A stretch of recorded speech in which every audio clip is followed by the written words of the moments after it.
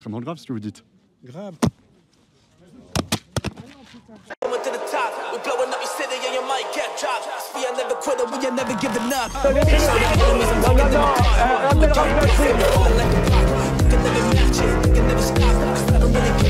Vous fumez, monsieur.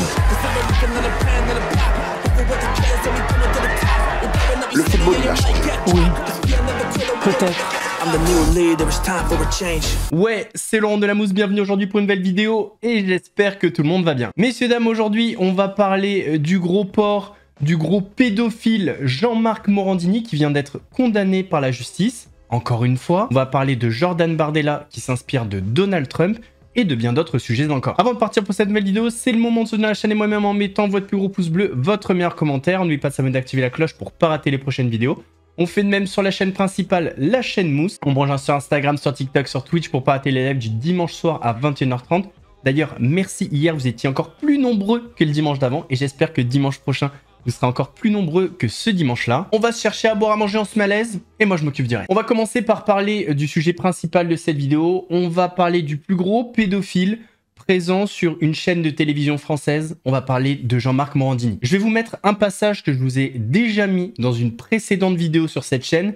Ce passage est extrait de la grosse vidéo sur Jean-Marc Morandini, mais c'est important de revoir tout ça, de comprendre le contexte, de comprendre ce qui lui est reproché. Et après tout ça, on arrivera sur l'actualité, sa condamnation qui est tombée aujourd'hui. Tout commence entre juillet et septembre 2015 sur le site Nawak. Le site Nawak, c'est un site qui répertorie toutes les petites annonces en lien avec le milieu du spectacle. Sur ce site, vous pouvez trouver des petites annonces pour des équipes techniques, du matériel, des figurants, des comédiens, bref, tout ce dont vous avez besoin dans le milieu du spectacle. Et bien évidemment, vous allez trouver des CV de jeunes comédiens qui rêvent tous un jour de devenir des grands acteurs.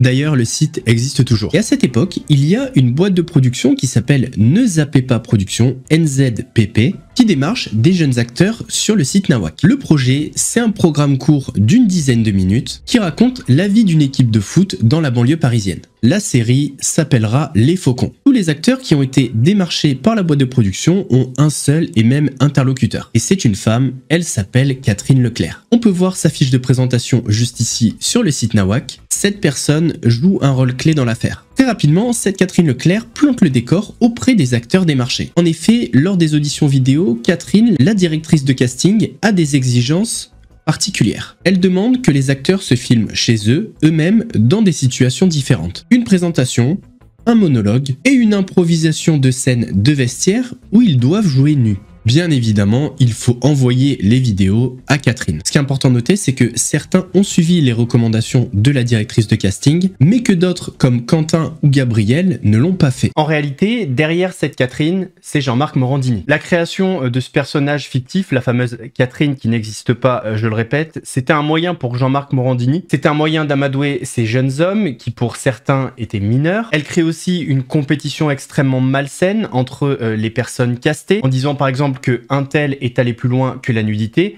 ce qui fait que les autres se disaient je vais rater le casting, je vais pas avoir le rôle. Du coup, ils allaient plus loin et on aura carrément certains jeunes hommes qui vont rencontrer physiquement Jean-Marc Morandini, comme par exemple Gabriel P. Et Morandini demandera à Gabriel de se déshabiller, ce que le jeune garçon mineur au moment des faits fera, pendant que l'animateur prendra des photos avec son smartphone. On avance un petit peu, on est sur le tournage de la série. Il faut savoir que beaucoup de scènes ont été rajoutées et en général, c'est des scènes de nudité ou de sexe. Et les personnes qui travaillent sur la série ont avoué que c'était Jean-Marc Morandini qui rajoutait toutes ces scènes. Donc sur le tournage de la série, il commence à y avoir un gros malaise, que ce soit du côté de la production, mais également du côté des acteurs. Parce qu'on nous a pas dit ce qu'il en était. Sur les scripts, les scènes étaient floues. Je me souviens d'une scène de sexe entre deux comédiens, un comédien et une comédienne. Et au moment où le comédien s'est un peu offusqué le jour du tournage, on lui a dit « mais tu savais à quoi t'attendre ?» On a tous dit « bah non, pas vraiment justement ». Et la réponse qui lui a été donnée, c'est « tiens, prends ce téléphone, appelle Morandini et tu t'arranges avec lui ». Aujourd'hui, il va porter plainte, notamment pour abus de confiance. Pour que ça se reproduise plus. Parce que je crois que c'est un peu un cas d'école. J'ai pas l'impression que ce soit le seul cas en France où il y a eu des abus dans des castings, commence dans le métier et on se retrouve à faire des choses qu'on ne ferait pas normalement, que des professionnels ne feraient pas. Jean-Marc Morandini, lui, se défend devant la presse. Il nie toutes les accusations, mais reconnaît quelques maladresses. Ils ont reçu un scénario qui ne laissait aucune ambiguïté sur le rôle à jouer. Moi, je n'ai jamais abusé personne. Je n'ai jamais forcé quiconque à avoir des relations sexuelles avec. Donc là, je sais pas si vous vous rendez compte de la dinguerie, mais il s'exprime fièrement, fermement face à la presse, alors qu'il parle de jeunes hommes mineurs. Quand même une dinguerie. Alors, il faut savoir que la web-série Les Faucons ne sortira jamais et que Jean-Marc Morandini gardera tous les rushs. Les petites scènes de nudité de jeunes hommes mineurs pour bien se poignarder à la maison. Et qui nous dit que ces images ne termineront pas sur le dark web ou sur des forums pédopornographiques. Alors là, je vous ai fait quand même un petit résumé. Je vous mettrai le lien de la vidéo complète qui fait 35 minutes que j'ai fait sur ma chaîne principale, la chaîne Mousse. Je vous mettrai le lien en description. Mais pour bien comprendre de quoi on parle, il y a un passage d'une enquête des Inrecuptibles où on voit quand même pas mal de messages qui ont été envoyés par Jean-Marc Morandini et on comprend un petit peu la teneur de ces demandes. Au début, il demande si je suis gêné par tout ce qui est nudité, si je regarde mes coéquipiers nus sous la douche, comment je prends ma douche. Petit à petit, ça devient un peu plus insistant. Quel genre de questions plus insistantes? Comment je suis épilé, ma pilosité. Il a commencé à demander des photos. Les conversations que s'est procuré Mediapart entre Jean-Marc Morandini et de nombreux mineurs, victimes dans cette affaire mais pas seulement, révèlent en tout cas un véritable système. Elles montrent l'obsession pour les adolescents d'un homme puissant et reconnu. Nous révélons aussi des échanges à caractère sexuel de Jean-Marc Morandini, alors sous le coup d'une enquête, avec l'un de ses proches aujourd'hui condamné pour agression sexuelle sur mineur. Jean-Marc Morandini a fait appel de sa condamnation, il est présumé innocent. J'ai dit que j'étais fan de Cyril Hanouna à l'époque, que moi j'aimais bien ce qu'il faisait à la télé, etc.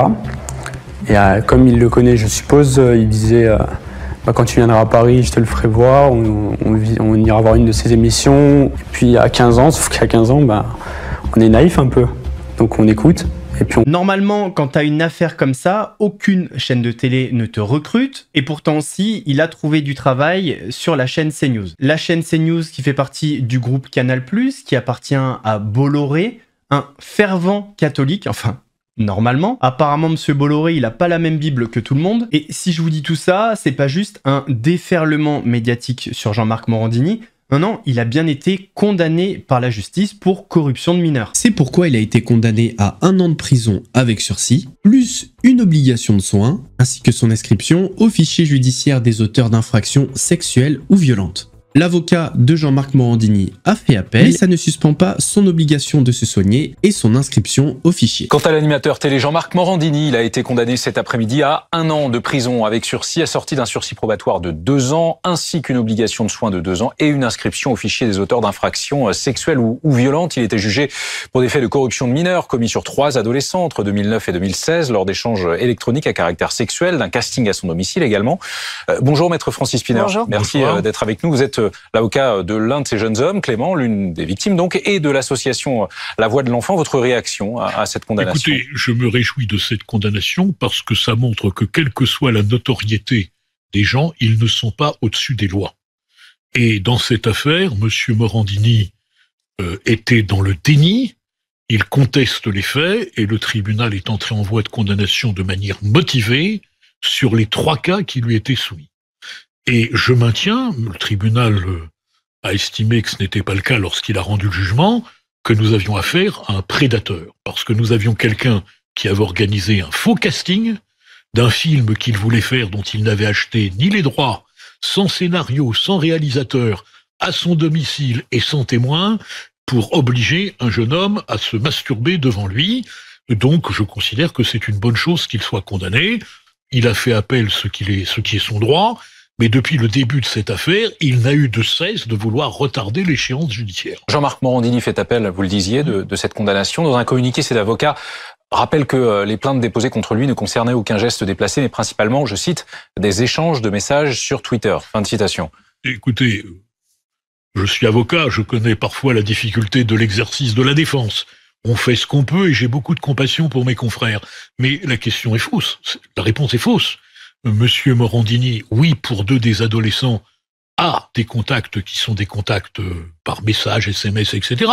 Mais dans le cas de celui que je défends, c'est quelqu'un qu'il fait venir, qui est un garçon, qui est timide, qui est jeune, qui est mineur, il sait qu'il est mineur, et il essaye par le biais de ce casting de lui dire si vous voulez jouer ce rôle, il faut que vous soyez décoincé, il lui demande de se mettre nu, il lui demande de se masturber, nous ne sommes plus dans le monde virtuel, nous sommes dans un monde très réel. Malgré cette condamnation, la chaîne CNews continue à travailler avec Jean-Marc Morandini dans le plus grand des calmes. Les mineurs ? Non, on s'en bat les couilles. Concernant son deuxième procès pour harcèlement sexuel et travail dissimulé, Jean-Marc Morandini est encore condamné. Concernant le harcèlement sexuel, je rappelle qu'il est accusé par 5 jeunes acteurs. Les faits reprochés concernent le tournage de la web-série Les Faucons, dont on a parlé dans cette vidéo. Rappelez-vous, avec cette fameuse Catherine Leclerc, qui est en réalité Jean-Marc Morandini. Donc, concernant ce chef d'accusation, il est reconnu coupable et condamné à 6 mois de prison avec sursis.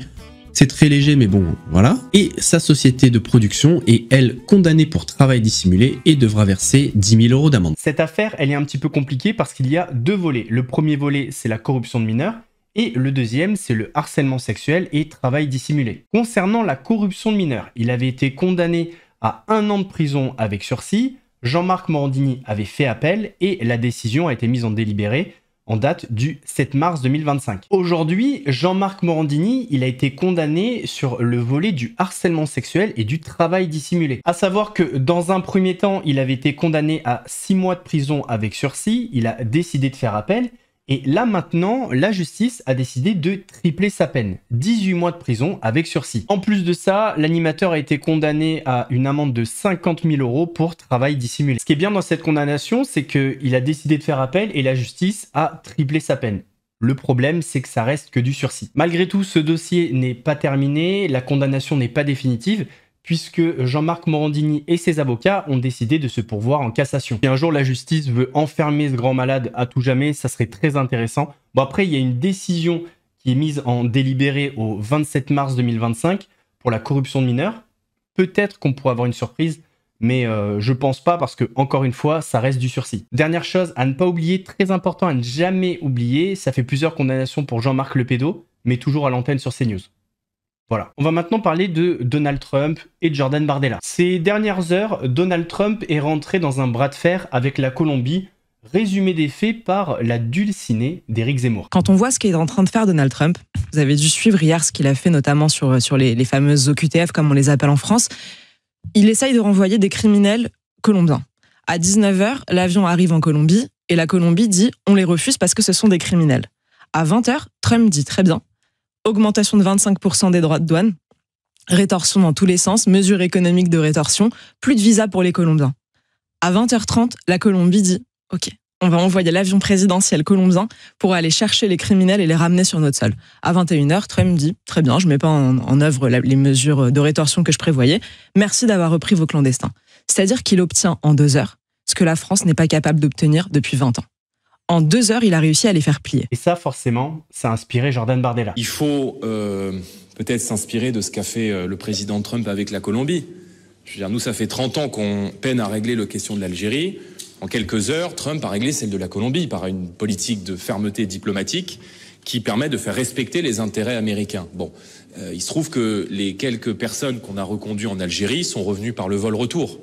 Donc, je pense que les effets de communication qui ont vocation à endormir l'électorat du Rassemblement national de la part de M. Retailleau ne duperont personne. Et de toute manière, il est condamné à la parole à partir du moment où il accepte de cohabiter avec des macronistes et avec des socialistes, puisqu'il y en a au sein du gouvernement, qui accusent depuis 7 ans tous les records en matière d'immigration, légale, illégale, et tous les records d'insécurité. On va maintenant parler de Candace Owens, cette éditorialiste, journaliste, youtubeuse américaine très proche de Donald Trump, qui depuis quelques mois a pris une mission à bras-le-corps, révélé la vérité sur le couple Macron, et notamment sur Brigitte Macron, qui serait, selon elle, son frère Jean-Michel Trogneux. Mais c'est pas de ça qu'on va parler, puisque le président Trump, après son élection, a annoncé vouloir déclassifier certains dossiers, comme par exemple l'assassinat de John Fitzgerald Kennedy. Eh bien, figurez-vous que lors d'une interview, Candace Owens a balancé une véritable bombe concernant John Fitzgerald Kennedy. I want to speak a bit about Lyndon Baines Johnson because there is a picture that seems to be emerging, and so I guess I'll sort of ask questions because there's other big events from around that time period that are similarly classified in a way that doesn't really make sense. You know, Lyndon Baines Johnson, the nation did not vote for him to be president of the United States, obviously. Yes. JFK was assassinated. And it is a fact that prior to his assassination, he was adamant that he wanted AIPAC, which I think was going by a different name at that time, to register as a foreign agent, and that they had ignored his demand that they register as a foreign agent. And then when he was shot a couple of months later, he no longer had to register. They no longer had to register as a foreign agent. It is also a fact that leading up to his death, he was having fights, which they have not declassified, arguments with the Prime Minister of Israel at that time, Ben-Gurion. They've, again, not declassified any of those conversations, so we don't know what it was that they were arguing about, but I would imagine Lyndon Baines Johnson would have known that he had this sort of contentious relationship, obviously, with them trying to implement AIPAC and not wanting it to be registered as a foreign agent, and obviously him having arguments as the number 2 guy. You would think that he would know this. And before Muammar Gaddafi, the president of Libya, was murdered by us, arming insurgents, he gave a speech in front of the UN where he demanded that they investigate the killing of JFK, and he said, everybody knows that he was trying to stop their nuclear armament. He spoke about the nuclear reactor, and he had heavily suggested in that speech in the UN that that was perhaps that could have been the reason that he was arguing with the Prime Minister. Of course, we'll never know. And so it's quite shocking to know that information, to realize that JFK got killed, and to also know that the person who allegedly shot him, Lee Oswald Harvey, said he didn't shoot him, didn't kill him, and then he was shot by a guy named Jacob Rubinstein, who Muammar Gaddafi alleges was also an Israeli national. Maybe he had dual citizenship, I'm not sure, because again, we don't have the files. I'm just speaking about what has been said in the public sphere. It's kind of shocking that Lyndon Baines Johnson would be such an ally to Israel, so much so that he would tell people, I don't care if American sailors die, I'm not going to embarrass Israel, which means he didn't inherit JFK's frustration with the nation. He did not. He, if you remember, he says, you had a friend in JFK of Israel, but I'm going to be a much better friend. You have a better friend. Alors, attention, petite précision, voilà, je vous passe ça parce que ça fait partie de l'actualité et c'est un petit peu une bombe, mais prenez d'énormes pincettes quand Candace Owens dit quelque chose. Ne prenez absolument pas ça comme une vérité absolue. On va terminer cette vidéo par le journaliste Jordan Florentin, donc journaliste pour le média Frontières Média. C'est ce média et ce journaliste qui avait fait l'enquête sur Louis Boyard. On en a parlé il y a quelques jours. En fait, Jordan Florentin, il est allé à un meeting LFI à Villeneuve-Saint-Georges et il a interrogé des sympathisants, partisans de la France Insoumise. Et ce journaliste utilise un procédé assez huilé, utilisé aussi par Vincent Lapierre, pour ceux qui connaissent. En fait, il va interroger tout un tas de personnes. Dès qu'il tombe sur des personnes sensées avec un discours posé, vous les verrez pas en vidéo. Par contre, dès qu'il tombe sur une personne qui a un discours extrême, sans argument, dans l'excès, là, vous allez le voir en vidéo pour donner une mauvaise image des partisans de la France Insoumise, par exemple. Alors, le procédé est diablement efficace et on peut en vouloir à Jordan Florentin de faire ça, mais il y a aussi une part de responsabilité vis-à-vis des personnes qui lui parlent. Je vais vous prendre l'exemple qui a le plus tourné sur les réseaux sociaux. Tout a été flouté. Ouais. Je ne pouvais pas savoir qu'il habitait là, il n'y a même pas son nom sur... Repars pas, hein. Ah bon? Tu vas faire quoi? Tu repars pas. C'est-à-dire que je te coupe la tête. Vous me coupez la tête? Oui, monsieur, je te coupe la tête. Vous me coupez la tête? Moi, si tu mets mon adresse et que je suis quelqu'un élu, je suis un représentant d'un parti politique... L'islam ne dit pas de couper les têtes. Non, c'est pas l'islam, ça n'a rien à voir avec l'islam. On va à un local de campagne, monsieur. C'est une pratique de voyou, ce que tu as fait. C'est pas normal. Monsieur Ben Yatleb, qui est pro-Hamas sur la liste, c'est pas un voyou? Qui c'est le pro-Hamas? Mohamed Ben Yatlev, vous êtes au courant? Jamais été. Mais toi, t'es quoi? T'es pro-sioniste, toi? Mais absolument pas, c'est pas la question, et monsieur. Alors, pourquoi tu parles de Ben Yatlev? Parce qu'il a fait plusieurs tweets qui soutiennent le Hamas. Qu'est-ce que vous en pensez? C'est sans droit, ça.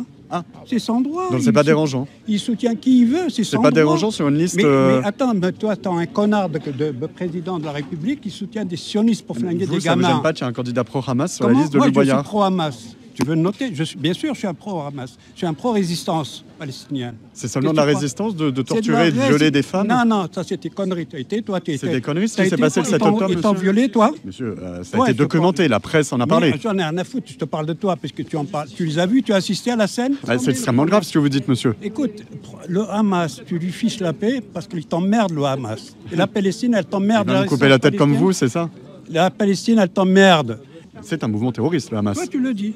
Parce que toi, tu... Pour vous, non. Non. T'as déjà pris une claque de Hamas, tu sais ce que ça fait, une claque dans la gueule? Non, j'ai pas envie, monsieur. C'est pas mes méthodes à moi. Vous m'avez dit quoi? Ferme ta gueule? Oui, ferme ta gueule. Et je vais te dire, je te le dis, je te répète, viens chez moi, je te donne mon adresse.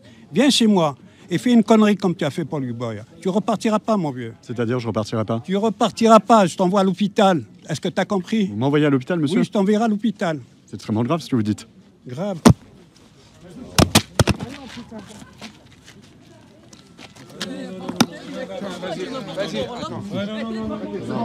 Vous voyez, en fait, si vous n'avez pas les arguments, si vous n'avez pas les épaules pour résister à la provocation de Jordan Florentin ou de ce type de journaliste, bah ne leur parlez pas, en fait. Parce que en faisant ce qu'il a fait, là, ce monsieur, il vient nourrir le racisme. En fait, il est aussi coupable que Jordan Florentin. Jordan Florentin, à la fin de la séquence, vous le voyez, il regarde la caméra, et quand il regarde la caméra, il se dit « c'est bon, on a ce qu'il nous faut ». C'est aussi simple que ça. Le grand gagnant dans cette histoire, c'est Frontières Médias, Jordan Florentin et l'extrême droite. Moi, j'en veux grave à ce mec et aux personnes comme lui.